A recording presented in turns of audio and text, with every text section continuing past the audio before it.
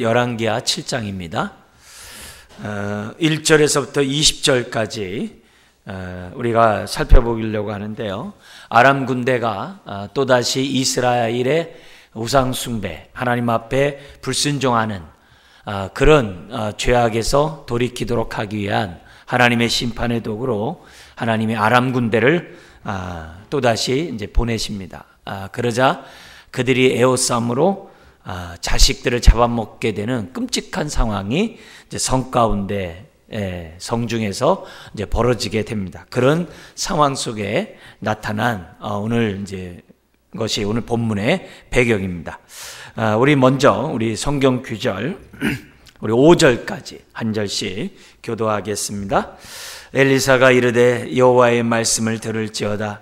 여호와께서 이르시되 내일 이맘때에 사마리아 성문에서 고운 밀가루 한 스아를 한 세겔로 매매하고 보리 두 스아를 한 세겔로 매매하리라 하셨느니라. 그때 왕이 그의 손에 의지하는 자 곧 한 장관이 하나님의 사람에게 대답하여 이르되 여호와께서 하늘에 창을 내신들 어찌 이런 일이 있으리요 하더라.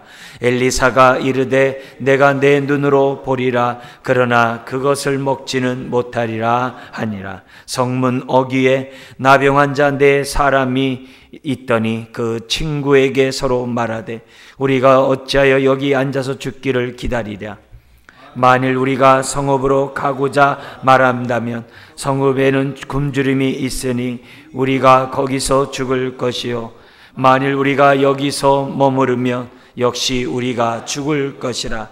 그런즉 우리가 가서 아람 군대에게 항복하자. 그들이 우리를 살려두면 살 것이요 우리를 죽이면 죽을 것이라 하고 같이요. 아람 진으로 가려 하여 해질 무렵에 일어나 아람 진영 끝에 이르러서 본즉 그곳에 한 사람도 없으니. 아멘. 오늘 우리 말씀을 통해서 세 가지 좀 집중해서 기억해야 될 교훈이 뭐냐면 우리들이 사는 이 삶은 항상 쓰나미처럼 절망이 항상 몰려옵니다. 어려운 일들이 몰려오고 중대한 일들을 결정해야 되고 힘든 상황들이 계속 벌어집니다. 이제 그런 상황에 사실 어떻게 보면 우리가 사는 이 세상인데 그럴 때마다 우리가 붙잡아야 될 것은 하나님의 말씀이라는 거예요. 그리고 그 말씀은 반드시 우리에게 역사하게 돼 있어요. 역사하게 돼 있어요. 우리가 하나님 말씀을 마음판에 새기면 하나님의 말씀을 사람의 말이 아니라 하나님의 말씀을 받으면 그 말씀이 우리 안에서 역사한다 했어요. 데살로니가전서 2장에 그러죠. 역사하느니라. 그래서 그 교훈을 오늘 우리들이 붙잡고 이 절망스러운 환경 속에 말씀 없이 살지 말고 말씀이 내 안에서 역사하도록 이 시간도 아멘 하시길 바랍니다. 두 번째 우리가 좀 생각할 것은 뭐냐면 하나님이 은혜를 베푸시는데 그 은혜를 분별할 수 없을 정도로 우리의 마음이 강팍하면 안 돼요. 굳어 있으면 안 돼요. 하나님의 정말 이 작은 은혜를 보더라도 하나님이 역사하신 은혜다라고 정말 깨닫고 겸비할 수 있는 정말 또 믿음을 가질 수 있는 저와 여러분들이 되셔야 돼요. 그래야지만이 우리의 그 믿음이 하나님을 기쁘게 하고 그 믿음이 정말 하나님의 뜻을 이룰 수 있거든요. 그래서 그것을 우리가 은혜를 베풀 때 은혜를 좀 분별할 수 있는 그런 마음밭을 우리가 가져야 된다는 것을 본문이 우리에게 주고요. 뿐만 아니라 하나님의 은혜, 특별히 구원의 복된 이 소식, 이 복음을 우리가 받았다면, 깨달았다면, 알았다면, 또 누린다면 당연히 우리가 여기 나오는 문둥병자처럼 그 기쁜 소식을 다른 사람에게 전해야 한다. 항상 우리가 외치는 자가 돼야 된다. 왜냐? 하나님은 우리를 외치는 자로 부르셨거든요. 외치는 자로 부르셨어요. 그러니까 하나님 내가 외치는 자로. 왜 하나님 우리를 왕같은 제사장으로 삼았다고 그래요? 하나님의 아름다운 덕을 선전하라고. 그러니까 우리는 항상 아름다운 덕을 선전한 자가 돼야 돼요. 우리가 행동으로 또 우리들의 말로 항상 남들이 예수쟁이 했을 때 그 예수쟁이가 부정적인 예수쟁이가 아니라 그 예수쟁이란 그 말이 참 부럽다는 의미에서 예수쟁이라는 말 들으면 좋겠어요. 그래서 저 사람은 참 예수를 믿고 살기 때문에 이렇게 어렵고 힘든 이런 쓰나미가 몰려오는 상황 속에서도 야, 저 사람 참 당당해. 저 사람 소망이 있어. 야, 저 사람 그 가운데서도 믿음으로 사네. 그렇게. 야, 저 사람 하나님을 섬길 수 없고 예배드릴 수 없는 상황에서도 예배드리네. 이런 말들을 우리들이 들어야 돼요. 그러니까 먼저 그의 나라와 그 의를 구하라. 그리하면 이 모든 것을 너희에게 더하여 주리라. 그래서 우리가 막 힘들고 어려워도 먼저 그 나라 그 의. 아무 일 없는 것 같아도 정말 어떻게 보면 아무것도 할 일 없는 것 같아. 그래도 시간이 막 많이 그래도 먼저 그 나라 그 의를 구하고 어떠하든지 간에 우리가 구하는 그런 인생이 돼야 한다. 이걸 좀 우리들이 생각했으면 좋겠습니다. 아람의 2차 침공으로 정말 사람이 사람을 먹는, 자식을 먹는 그런 일이 벌어질 때 이 모든 것을 왕은 엘리사 때문이라는 거예요. 왜냐하면 나아만 장군도 살려보냈죠. 또 그 먼저 번에 1, 2차 공격할 때도 그 아람 군대를 정말 포위해서 얼마든지 죽일 수 있었는데 그냥 양식을 줘서 또 돌려보냈죠. 그러니까 때가 돼가지고 다시 또 공격해 왔다는 거예요. 이 모든 원인이, 화근이 저 엘리사 때문이라는 거예요. 그때 그냥 아람 군대를 다 죽였었으면은 이런 치욕을 안 겪을 텐데 이렇게 생각하는 거예요. 자신들이 우상 숭배하고 불순종해서 하나님의 은혜를, 하나님의 보호막을 자신들이 제거한 그 죄악에 대해서 생각 안 해요.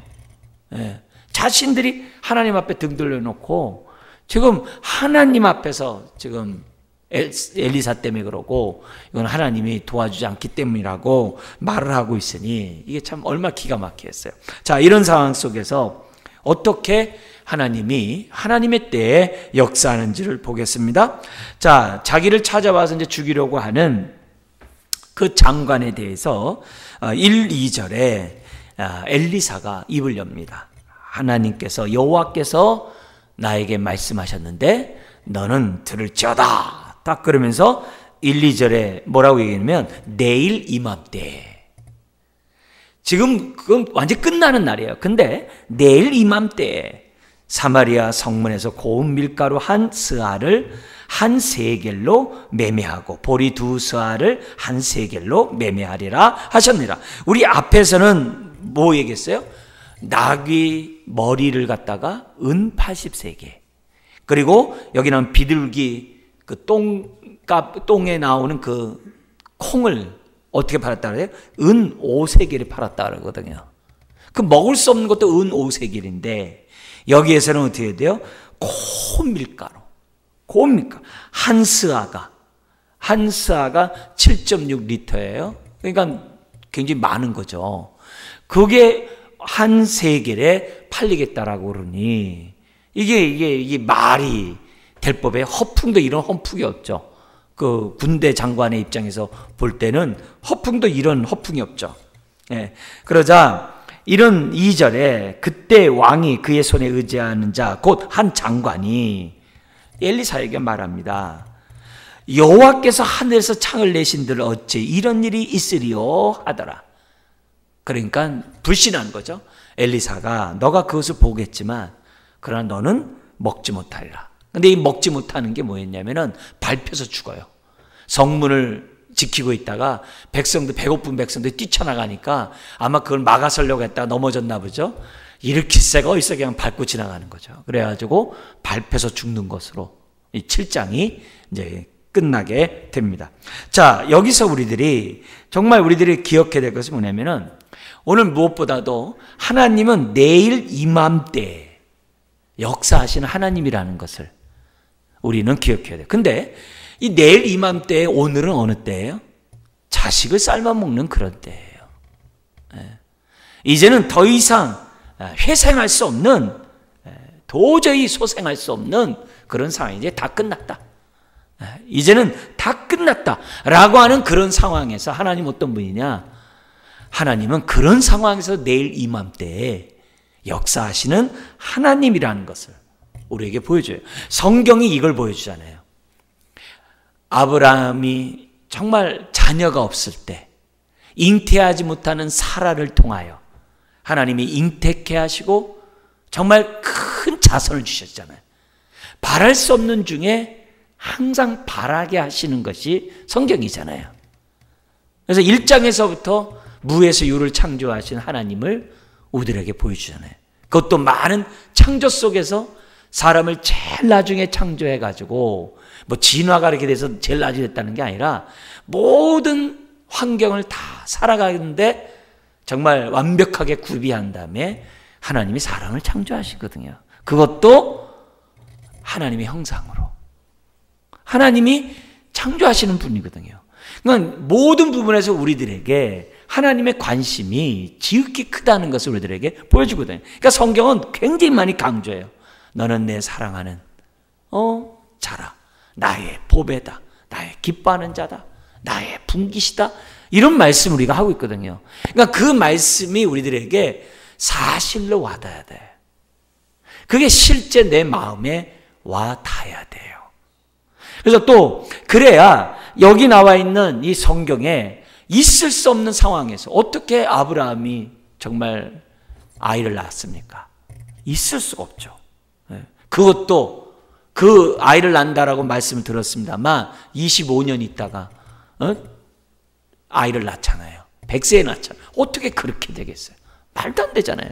근데 하나님이 하셨거든요. 근데 그게 거기서 끝나는 게 아니잖아요. 반석에서 물이 나게 하시고 하늘에서 만나가 내리고 모든 것들이 다 뭐예요? 있을 수 없는 환경에서 무에서 유를 창조하시는 하나님인 것을 성경 우리들에게 가르쳐 주거든요. 어떻게 죽은 자에서 부활이 있어요? 근데 죽은 자에서 부활을 하신 분이 우리 주님이시잖아요. 오늘 저와 여러분들 또한 다시 부활시키고자 하는 것이 하나님의 뜻이고 능력 아니겠어요? 그렇다면은 구원보다 더 큰 능력은 없어요. 오늘 우리들의 삶에 벌어지는 이 모든 것들은 흔히 세상에서 말한 것처럼 세 발의 피예요. 그렇기 때문에 우리가 이런 의미에서 우리가 하나님에 대한 기본적인 생각은 뭐냐? 하나님은 내일 이맘때에도 하나님이 원하시면 있을 수 없는 일들을 이루시는 분이다. 이런 하나님에 대해서 우리가 믿음을 갖자 이게요. 그런 하나님에 대해서 소망을 갖자 이게요.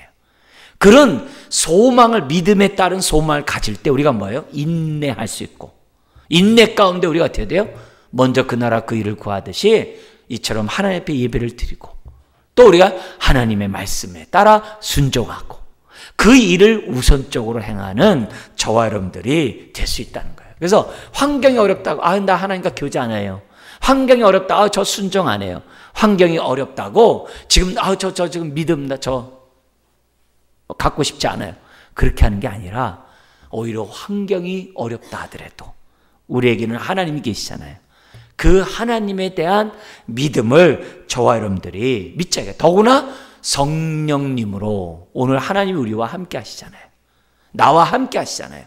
그걸 오늘 우리들이 믿자. 그 하나님은 능력을 벗어놓고 우리 안에 오신 게 아니라 창조주이시거든요. 구세주이시거든요. 우리에게 내일 이맘때에 역사하시는 하나님이라는 것을 우리들이 믿자는 거예요.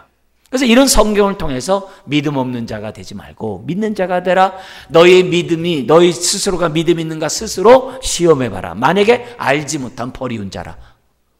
그렇게 얘기했잖아요. 그러니까 우리가 버리운 자로서 우리가 살 것이 아니라 믿는 자라고 한다면은 우리가 하나님을 내 마음에 나와 함께함을 믿는 자로서 우리가 살아가자. 지금 우리가 사는 이 세상은 흔들리는 세상이거든요.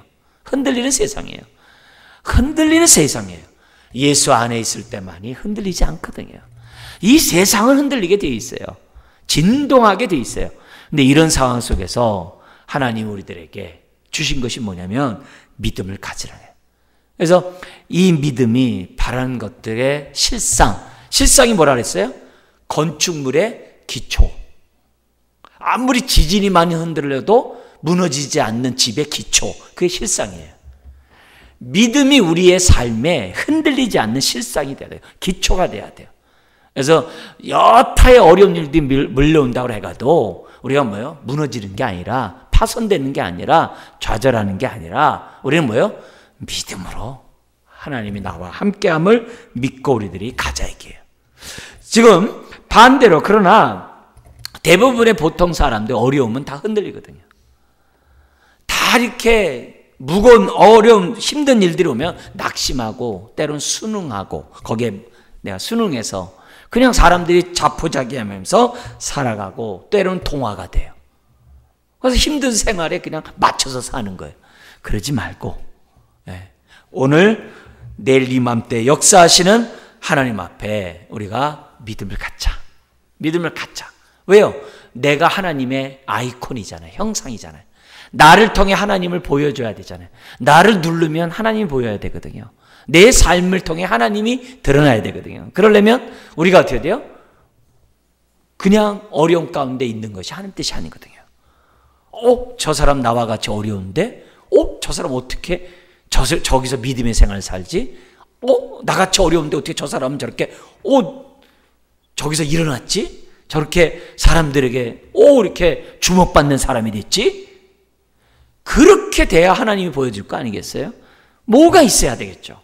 그래서 믿음을 보이든 내가 성공을 보이든 내가 명예가 드높음으로 정말 하나님께 영광을 돌리든 우리에게는 이런 하나님을 살아계심을 보여야만 한다는 거죠. 그래서 이 엘리사 같은 경우에는 그런 상황에서도 어떻게 돼요? 그가 하나님을 잘 믿고 있고 성령 충만한 엘리사라 할지라도 엘리사는 어떻게 돼요? 똑같이 어려움을 겪고 있었거든요.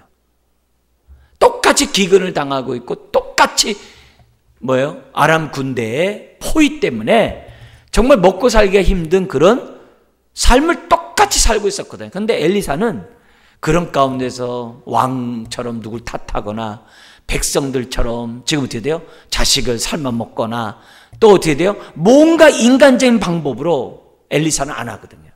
아주 그런 환경 속에서도 마치 바울이 빌립보 감옥에 갇혔을 때 신라와 함께 기도하며 찬송 불렀던 것처럼 엘리사는 그런 똑같은 어려움을 갖고 있음에도 불구하고 믿음으로 그 어려움을 지금 어떻게 돼요? 살아가고 있었거든요. 하나님 나만 복 주세요. 나만 그렇게 안 했거든요. 항상 호세아 선지자에서 우리에게 보여준 것처럼 하나님은 뭐냐면 백성들의 음란하고 백성들의 그 우상숭배하고 백성들의 그 죄악으로 말미암아 백성이 도탄에 빠진 것을 갖다가 호세아도 똑같이 겪게 해요.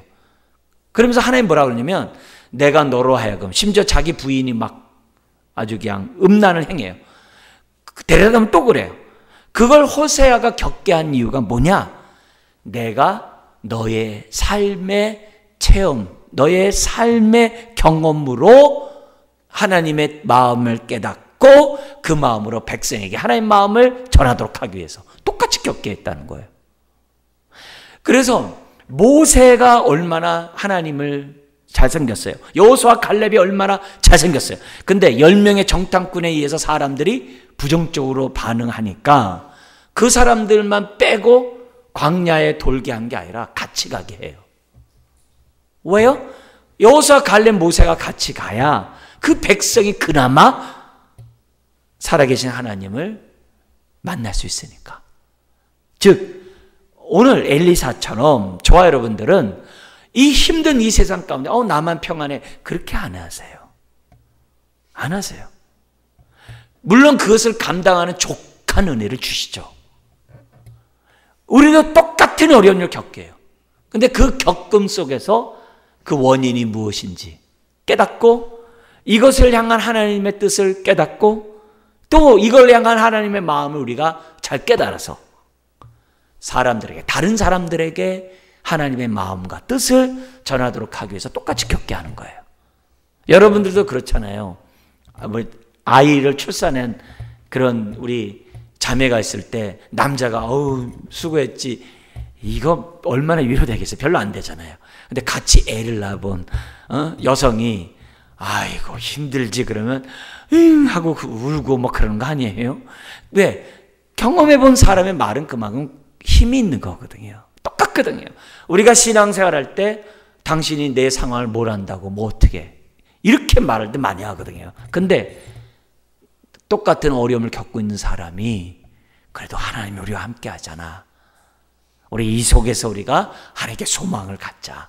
이 속에서도 우리가 믿음으로 우리가 나아가자. 그렇게 하면 어떻게 돼요? 너나 잘해 이러지 않는다고. 그래 이런 상황에서 내가 당신처럼 나도 믿음 갖기 원한다. 너처럼 나도 신앙생활 하기 원한다. 이렇게 동기부여가 되지 않겠어요? 그런 의미에서 하나님은 엘리사를 똑같이 어려움을 겪도록 한다는 거예요.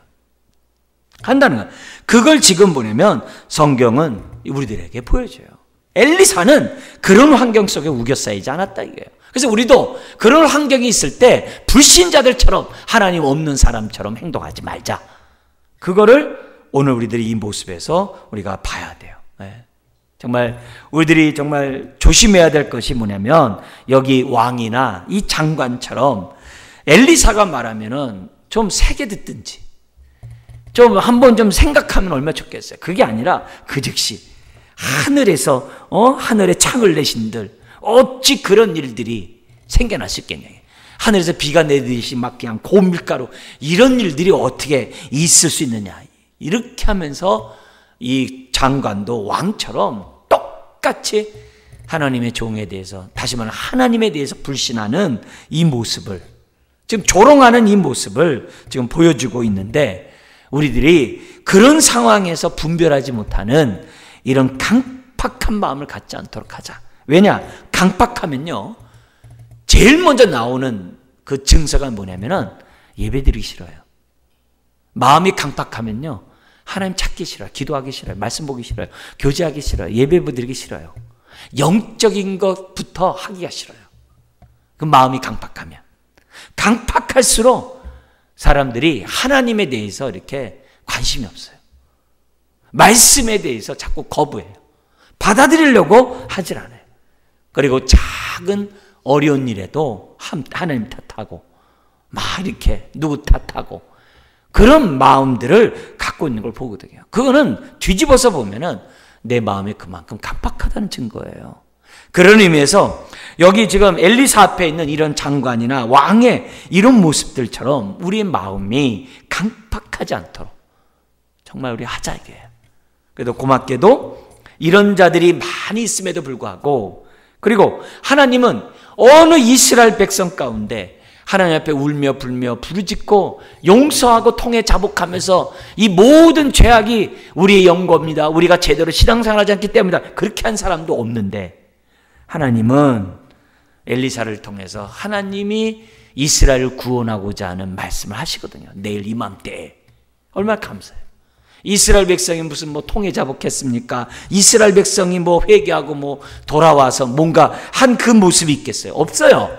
단지 진노 중에서도 긍휼을 잃지 않는 하나님의 사랑 때문에 하나님이 내일 이맘때에 너희들이 다시 살아나게 될 것이라고 새 일을 행하여 주시겠다라고 하나님이 말씀하는 거예요. 여러분 오늘 우리와 함께한 하나님이 이런 하나님이신 줄 믿습니다. 여기에 믿음을 가져야 돼요. 우리 대표적인 인물들을 우리 계속 반복적으로 기억해야 돼요. 왜요? 자꾸 잊어버리니까. 가장 우리 대표적인 사람이 누구 있었냐면은 다윗 같은 경우에 시편 54편에 사울이 완전히 에워쌌어요. 이제는 꼼짝없이 잡히게 돼 있어요. 꼼짝없이 잡히는 그런 상황 가운데 다윗은 자신에게 사명이 있는 걸 알았어요. 다윗은 자신을 통하여 이 이스라엘 백성이 하나님께 영광 돌리게 되는 그런 역사가 일어날 것을 기름 부음을 받은 다윗은 알았어요. 그러니까 자기가 여기서 잡히더라도 자기는 죽지 않을 것이고 자기는 왕이 될 것이고 하나님이 어떻게 할지는 모르지만 지금 완전히 에워싸서 잡히는 그 순간에서 다윗이 뭐 했어요? 시편 54편에 내가 낙헌제를 드리겠다라고 그래요. 자신이 하나님 앞에 낙헌제를 드려. 낙헌제란 말은 뭐냐면 자원하고 기쁨으로 즐거움으로 제사를 드리겠다는 거예요. 다윗은 지금 사울에 곧 잡힐 그런 상황이에요. 그런 상황에서도 믿음을 가졌거든요. 내가 낙헌제로 하나님께 영광 돌리겠다라고. 시편 54편이 그러거든요. 어떻게 그럴 수 있어요?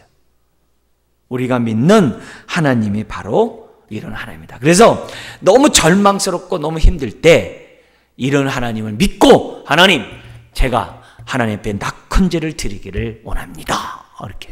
그렇게 우리들이 믿음의 고백을 하면 하나님의 그 믿음을 통해서 영광을 받으신 줄 믿습니다. 그러니까 다윗이 시편 63편에서도 그 광야에서 찬잇을 맞으면서도 이곳이 바로 하나님을 만나는 장소라는 거예요.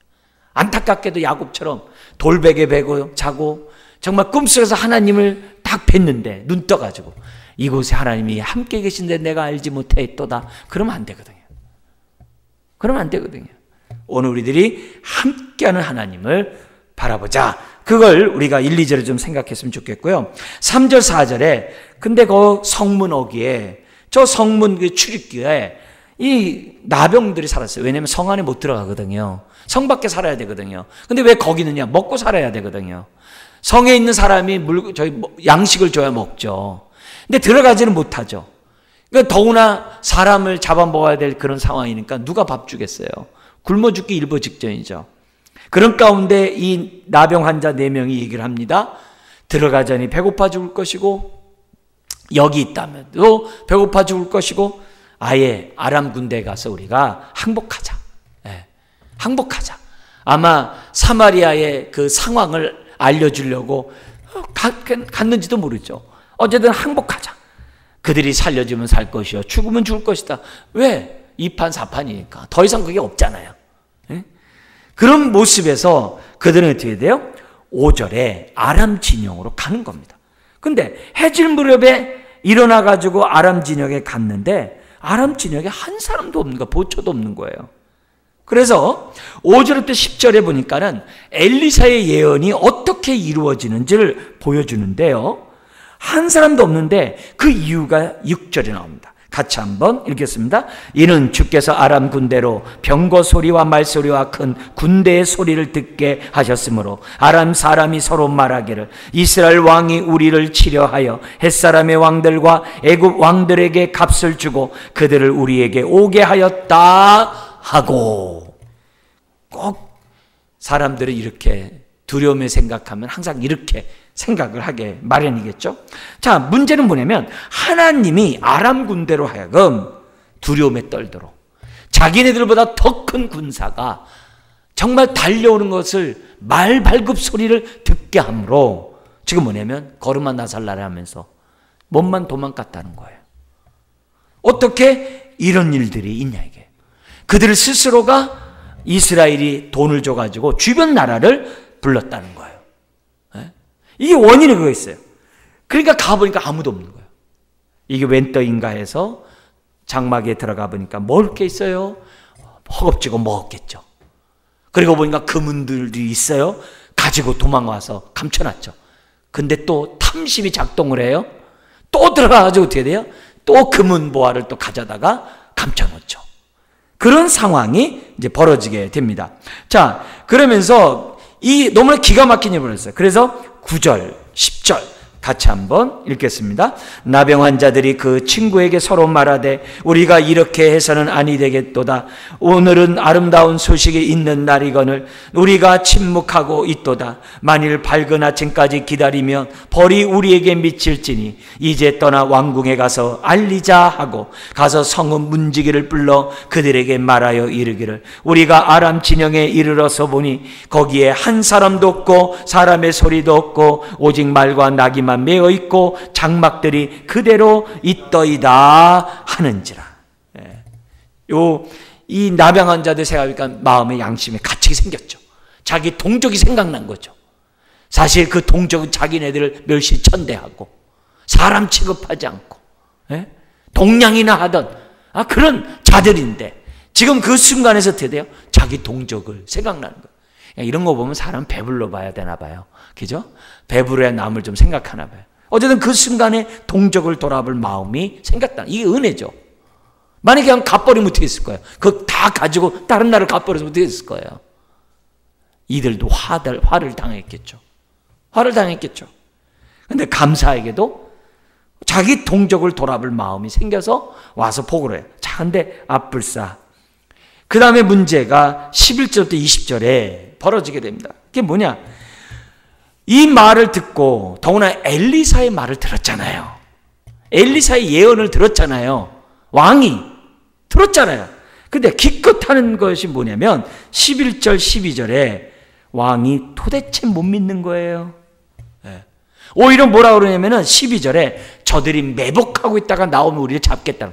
그러니까 아람 군대 사람이나 왕이나 인간적인 생각밖에 못해요. 근데 이 생각은 그 당시에 볼 때 어떻게 돼요? 논리적이고 합리적이죠.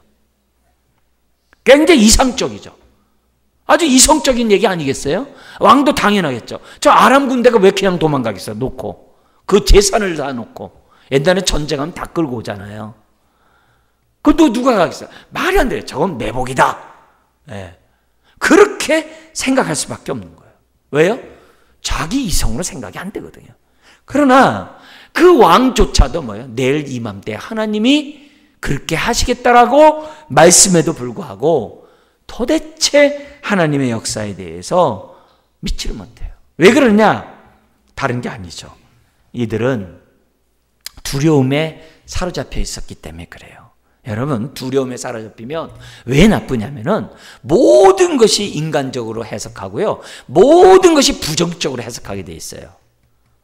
사람이 두려움에 쌓이면요. 사람은요, 항상 그 과정이 어떻든 결과는요, 부정적이에요. 이기적이에요. 정욕적이에요. 아주 자기중심적이에요. 여러분, 그렇기 때문에 하나님이 주신 생각은 뭐예요? 생명과 평안이에요. 하나님이 주신 생각은, 육의 생각은 사망이요, 영의 생각은 생명과 평안이잖아요. 그러니까 하나님이 우리에게 주시는 생각은 항상 평강이에요. 그래서 여러분, 두려운 일이 생기걸랑 어떤 일을 결정하면 안 돼요.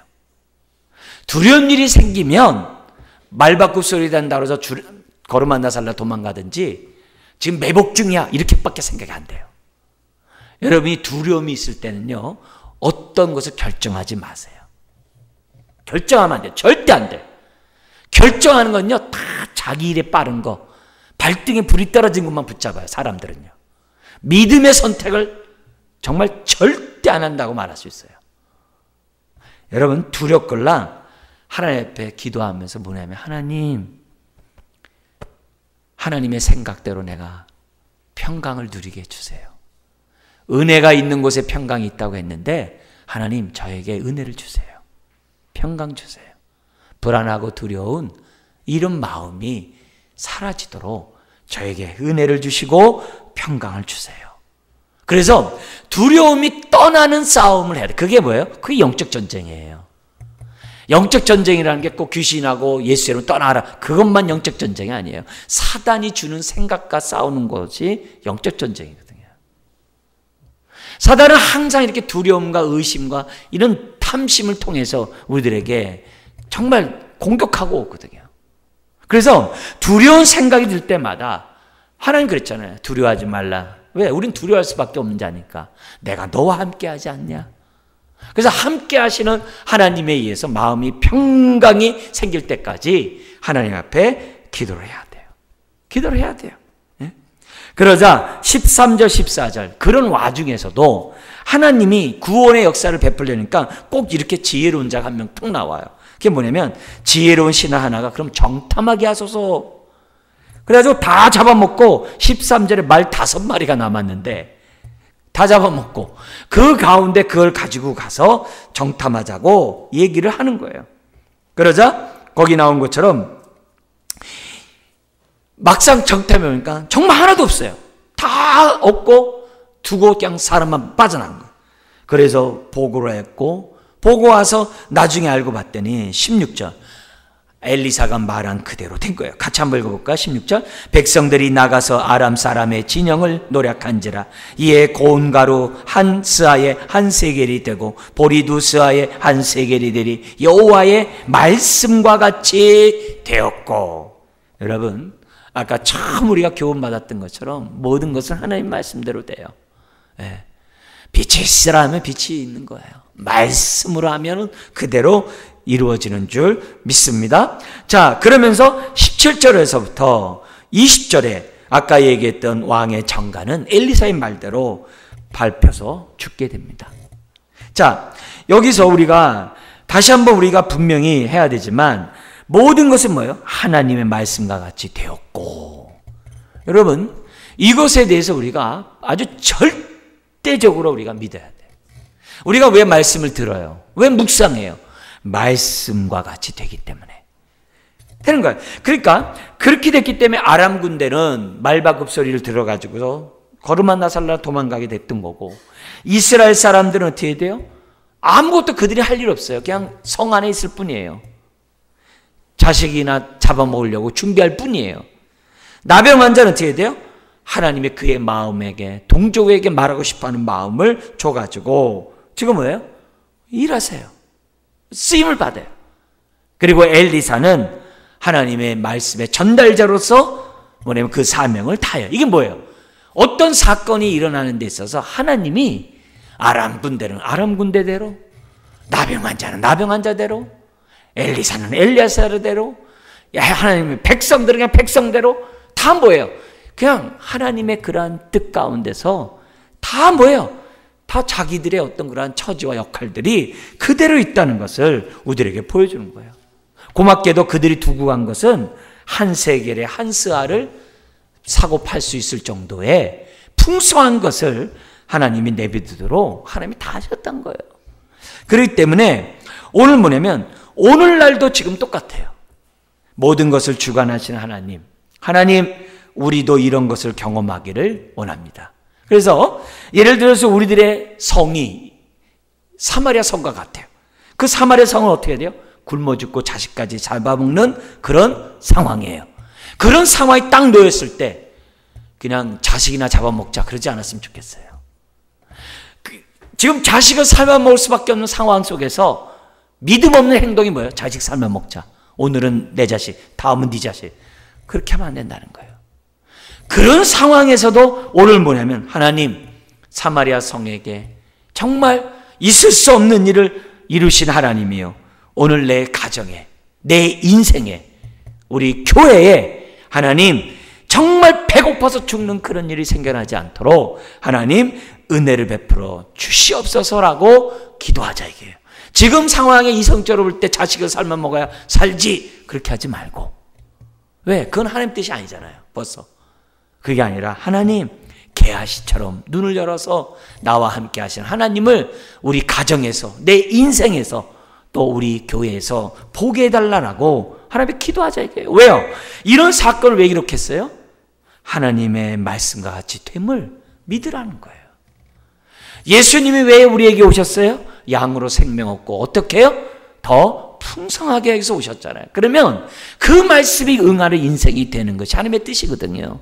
그러니까 내가 배고파 죽을 때, 내 삶이 빈궁할 때 끝나지 말고 하나님 풍성케 될 줄 믿습니다.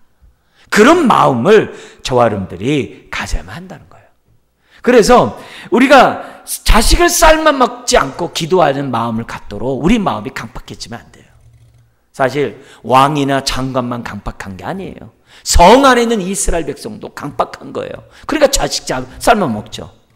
자기가 자식에게 삼켜 먹는 게 정상이지, 자식이 힘없다고 삶아 먹는 게 이게 맞습니까? 삶아 먹는 게 둘 다 잘못된 거지만, 그러니까 이런 의미에서 우리가 뭐냐면 이런 것들을 분별하지 못할 정도의 이런 강팍한 마음이 오늘 우리들에게 있어서는 안 돼야 돼요. 아까 말씀드린 것처럼 우리가 이 강팍한 마음을 없애려면 어떻게 해야 돼요? 마음이 이렇게 다 똑같아요. 두려운 마음과 똑같아요. 마음에 평강이 임해야 돼요. 그러려면 어떻게 돼요? 은혜가 임해야 돼요. 은혜가 임해야 내 마음에 평강해요. 근데 은혜가 임하려면 이 은혜는 뭘로 와요? 말씀으로 오거든요. 그래서 우리가 말씀을 받을 때 잘 받아야 돼요. 들을 귀가 있는 자는 들을지어다 했잖아요. 말씀을 받을 수 있는 마음밭이 돼야 돼요. 주님, 아멘으로 받을 수 있는 마음밭 되게 해주세요. 그러면 은혜가 갖춰요. 그러면 그 은혜로 말미암아 내 마음에 평강이 온다는 거예요. 네? 이게 굉장히 중요한 거예요. 그래서 마음에 평강이 오면서 더 이 평강이 넘쳐나려면 어떻게 하냐면요, 나에게 준 은혜를 헤아려 보고 감사하는 거예요. 그래서 감사하면 감사할수록 풍성해져요. 풍성해져요. 더 내 마음이 이렇게 하나님의 평강이 더 충만해져요. 그러면 더 풍성해질 뿐만이 아니라 우리가 또 어떻게 돼요? 그런 가운데 우리가 어떻게 돼요? 자꾸 입술로 하나님께 감사한 것을 갖다가 우리가 하나님께 감사한 영광 돌리는 그런 것에 끝나는 게 아니라 더욱더 하나님 믿음의 행보를 하는 거야. 이런 상황에서 내가 어떻게 하는 것이 하나님이 기뻐하는 일입니까? 물으면서 믿음의 행보를 하는 거야. 그러려면 어떻게 해야 돼요? 주를 아는 지식 속에서 우리가 그만큼 자라가야 돼요. 믿음이 그만큼 자라가야 돼요. 그래야 내가 이런 상황에서 어떻게 행할지 지혜를 얻는 거죠.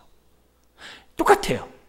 여러분, 이 모습은 똑같아요. 우리 마음이 강팍하지 않으려면 평강이 임해야 되는데 평강이 오려면 은혜가 와야 돼요. 근데 은혜는 뭘로 와요? 말씀으로 오거든요. 말씀으로 오거든요. 그래서 그 말씀이 내 안에 온전히 새겨지도록 내 마음판이 부드러운 마음 돼야 되거든요. 부드러운 마음 돼야 돼요. 그리고 이 마음을 계속 유지하려면 베풀어진 은혜를 알고 감사하고 감사하고 또 감사하고 또 감사하고 그런 가운데 우리가 어떻게 해야 돼요? 하나님 이런 속에서 내가 어떻게 믿음의 행동을 해야 되는지 그러려면 어떻게 돼요? 그만큼 주를 아는 지식 속에서 우리가 자라가고 있어야 되거든요. 여러분 오늘 들은 이런 설교들이 여러분에 있어서 올바른 믿음의 결정을 하게 하는데 도움이 되시기를 주님 축원합니다. 정말 바랄 수 없는 중에 바라고 정말 우리들이 아이를 삶아먹는 상황에서 애 삶아먹는 게 아니라 정말 하나님을 바라보면서 하나님 살려주세요. 하나님 오늘도 내일 이맘때 말씀대로 역사하시는 하나님 것을 믿습니다. 그렇게 생각하고 우리가 뭐예요? 하나님의 기쁨이 되는 행동을 저와 여러분들이 해야 한다는 거죠. 자 그러면서 이 사건에서 우리가 아까 우리 보려고 했던 구절의 나병 환자 우리가 이렇게 침묵하는 것이 옳지 못하다 이런 말씀을 하지 않았습니까? 여기 이 말씀이 오늘 우리들에게 울림이 되었으면 좋겠어요. 뭐냐? 사람들은요 은혜가 없으면 내 마음에 하나님의 은혜가 없으면 또 그 다시 내 안에 평강이 없는 거죠. 똑같아요. 이 사람은요 남에게 관심이 없어요. 남에게 관심이 없어요. 자기 일 외에는 관심이 없어요. 다 깜빡한 마음이에요. 두려워하는 마음이나 이게 다 똑같아요. 그러니까 자기 일에만 빨라요. 그러니까 금은보화 모든 장막에 가서 다 걷어다가 감춰놓겠죠. 그렇게 되는 거예요. 근데 이 사람은 어떻게 돼요? 침묵하지 않고 이 좋은 아름다운 소식을 지금 뭐예요? 자기를 무시하는 그런 성에 있는 사람들에게 지금 뭐예요? 알게 했다는 거예요. 이 아름다운 소식. 오늘 우리들에게 아름다운 소식이 뭐예요? 세상 사람들이 가장 들어야 될 아름다운 소식이 뭐예요? 그게 예수 복음이잖아요. 예수 복음이잖아요. 이 세상 사람이 가장 들어야 될 복된 소식은 예수님 믿는 거거든요. 믿는 거거든요. 그런 의미에서 우리가 지금 많은 부분에서 이 아름다운 것을 우리들이 전해야 된다는 거죠. 물론 이런 것이 다양하게 적용할 수 있겠죠. 오늘날의 우리나라의 남북 문제, 지금 뭐 지소미아를 비롯해가지고서 우리 또 여러 가지 외교 문제, 우리 안에 있는 남남 갈등, 뭐 이런 문제, 정치의 문제만이 아니라 여러 가지 질병의 문제, 여러 가지 고통의 문제, 근데 그걸 해결할 수 있는 비책이 있어 보세요. 우리가 가만히 있는가? 가만히 있지 않을 거예요. 하물며 우리 영혼의 구원의 문제에 가만히 있다고 한다면 그건 영적 살인 방조죄? 말 편히 이상할지 모르지만 하여튼 살인 방조죄죠. 영원히 지옥 가는 그 모습 앞에 우리들이 어떻게 되냐 이게. 그래서 우리는 예수님처럼 이 사명을 감당해야 돼요. 이중적으로. 예수님 어떻게 해야 돼요? 오병이어로 떡을 먹이셨어요. 그러나 오병이의 떡을 통해서 또 뭘 먹이셨어요? 생명의 떡이신 자신을 먹이셨어요. 그 이중의 그 섬김은 오늘 저와 여러분들이 정말 가져야 될 책임이에요. 왜냐? 세상은 이중으로 굶주리고 있거든요. 영적으로 죽어 있고 육적으로도 사람이 어떻게 돼요? 쉼이 없거든요. 세상 사람들은 늘 불안하거든요. 세상 사람들은 늘 터진 웅덩이에 물을 담아내고 있거든요. 세상 사람들. 그래서 사람들의 늘 마음 깊숙한 곳에서는 불안이 있어요. 두려움이 있어요. 무서움이 있어요. 네. 불확실한 것에 대해서 사람들이 두려워하는 마음들이 기본적으로 있어요. 그 마음은 예수님 안에 올 때 채워질 수 있는 마음들이죠. 항상 똑같거든요. 네? 세상 사람이 아무리 강한 사람이 있고 약한 사람들이 보이려는지 모르지만 그건 겉으로 드러나는 행동에 불과해요. 성경은 분명히 얘기해요. 다 뭐라고요? 깨지기 쉬운 그릇이라고 그랬어요. 사람들은요, 작은 것에 깨지는 자들이에요. 네. 다 깨지는 자들이에요. 안 깨지는 사람들이 없어요. 다 깨지는 자들이에요. 그러니까 이런 사람들이기 때문에 우리는 어떻게 돼요? 예수 안에서 우리가 거하지 않으면 안 되게 돼 있어요. 그래서 우리가 영육간에 깨진 자가 되면 안 되는 거예요. 굶주리면 안 되는 거예요. 부족하면 안 되는 거예요. 우리가 예수를 믿음으로 영육간에 풍성한 것처럼 은혜를 누린 것처럼 세상 사람들이 어떻게 돼요? 두 가지를 다 줘야 돼요. 오병이의 역사처럼 떡을 줘야 되고 사랑을 줘야 되고 또 뭐예요? 주님의 생명의 떡을 줘야 되는 저와 여러분들의 사명이 있다는 것을, 이 아름다운 소식이 나에게 있다는 것을 우리들이 생각하고 내가 있는 곳에서 하나님의 은혜를 구해야 한다는 거죠. 마지막으로 한 가지 좀 정리하고 마치겠는데요. 이 아름다운 소식과 연관해서 동일해요. 우리의 이 복된 소식을 사람들에게 전하려면요, 나병처럼 환자처럼 행동해야 되는데, 이게 뭐냐면은 이 복된 소식을 전하려면 내 자신이 어디에서 구원받았는지를 먼저 생각해야 돼요. 그리고 나서 내가 어디에서 허물과 죄로 죽었던 내가 살아났다는 것을 내가 뼈저리게 느낀 사람만이 지금 불신자를 보면요, 그 고통을 내가 느껴요. 근데 내가 예수를 믿는다고 하면서도 허물과 죄로 죽었는지도 모르고 예수를 믿는다고 하면서 통에 자복하고 회개한 경험도 없고 예수를 믿는다고 하면서 그냥 내가 어떻게 돼요? 회개 없이 말로는 주여 주여 하면서도 내 인생의 주인은 나처럼 살아가면은 아름다운 소식 전하고 싶은 생각이 없어요. 그래서 우리가 아름다운 소식을 전하려면은 내가 먼저 알아야 돼요. 그러면 그걸 누리지 못한 사람이 너무 불쌍해요. 불쌍해요. 그래야 그 사람에게 그 사람의 영육간의 굶주린 상황을 먼저 설명하게 되는 거예요.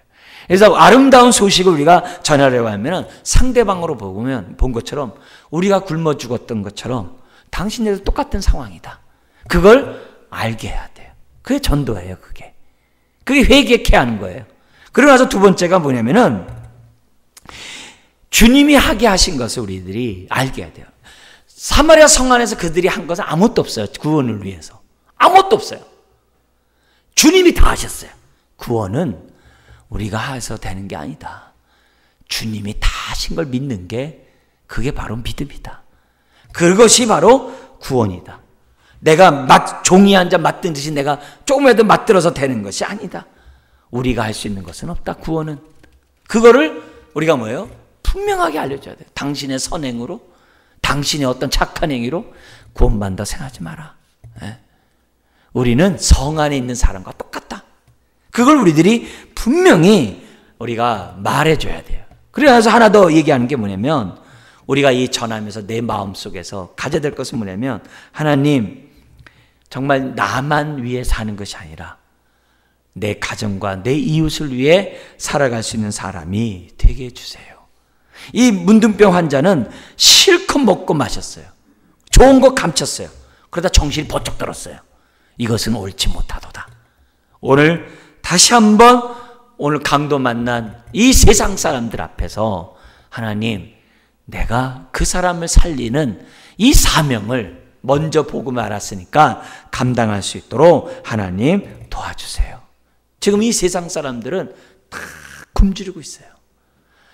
추수할 것은 많대. 추수할 일꾼이 없는 세상이에요. 그래서 하나님이 저와 여러분들을 부르셨어요. 하나님, 우리를 사용하여 주옵소서. 그래서 아름다운 소식을 전하는 아름다운 발들이 되시기를 다시 한번 주의 이름으로 축원합니다. 기도하겠습니다. 하나님